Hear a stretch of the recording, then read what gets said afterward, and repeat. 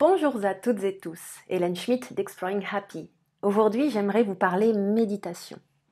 Que ce soit en développement personnel, en développement professionnel, en utilisation du design humain, il y a une chose qui est importante à connecter, c'est de revenir à soi, revenir à la voix V-O-I-E et la voix V-O-I-X du cœur, entre guillemets, car c'est finalement son soi supérieur.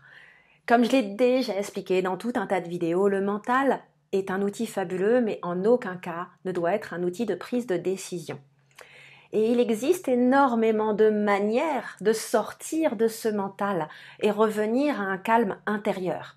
J'ai fait une liste que je donne à mes clients en accompagnement de plein d'idées, de choses que j'ai testées, de pistes, car selon le contexte, selon le moment de vie, les moyens de sortir du mental vont être différents. Il y a des choses qui fonctionnaient peut-être très bien pour vous à une époque et qui ne fonctionnent plus aujourd'hui, et vice-versa. Là-dedans, la méditation reste un outil central. La méditation peut prendre de très nombreuses formes. J'ai par ailleurs fait ce challenge lors de l'été 2020 de mémoire. Si vous allez sur ma page Exploring Happy sur Facebook et que vous regardez l'historique, tous les vendredis, je partageais une nouvelle méditation. J'avais fait une sélection de différentes techniques sur YouTube en français, de manière à faire comprendre aux gens que la méditation peut prendre tellement de formes. Elle peut être statique, elle peut être dynamique, elle peut être guidée, elle peut être introspective, elle peut être régressive, elle peut être musicale, elle peut être vocale, elle peut prendre tellement de formes. Il y a également tellement de techniques de respiration différentes. Bref, il y a de très nombreuses techniques de méditation qui peuvent venir vous soutenir à différents moments de votre vie pour différentes situations. C'est tout l'enjeu de développer une boîte à outils. Hier sur Instagram, donc je fais cette vidéo mardi 27 avril 2021, petitbambou.fr partageait un article extrêmement important que j'ai par ailleurs relayé sur mes comptes, qui explique qu'effectivement, la méditation, contre toute attente, n'est pas toujours un processus serein. Ça peut faire remonter, en fait, une tempête intérieure plus ou moins réprimée.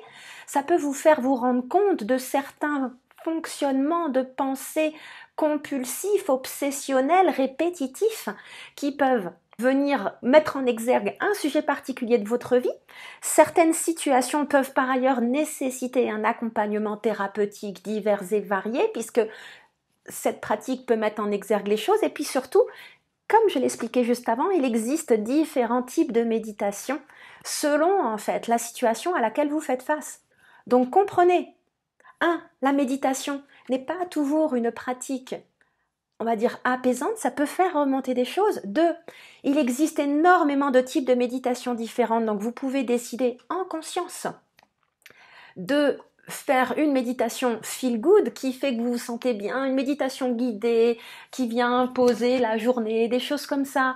Bref, et vous pouvez également décider d'aller dans des pratiques, on va dire, qui vont venir potentiellement remuer des choses à l'intérieur de vous, comme la respiration holotropique, également appelée breathwork en anglais, qui est vraiment un truc qui peut venir remuer certaines choses, comme des pratiques de méditation et de respiration type Kundalini qui peuvent créer des montées d'énergie et des états proches de ce que vous pouvez créer en méditation holotropique.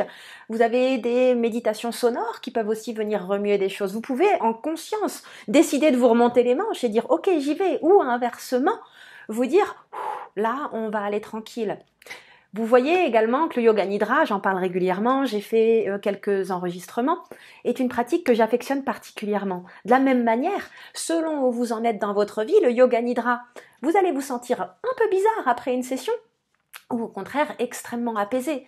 Ça va dépendre de l'intention que vous fixez, mais ça va aussi dépendre de ce qui se joue dans votre inconscient. Le yoga nidra étant une pratique pour venir nettoyer l'inconscient, entre autres utilisée pour la gestion de chocs post-traumatiques, et reconnu par les psychiatres et psychologues extrêmement renommés comme étant quelque chose à travers ce processus de rotation de conscience qui vient contribuer à faire ce travail de nettoyage. Donc, je vais vous laisser là-dessus pour vous dire, Il y a énormément de moyens de sortir du mental. Les pléthores de formes de méditation qui existent restent l'une des ressources les plus fiables. C'est à vous d'aller explorer en conscience les différents types de méditation.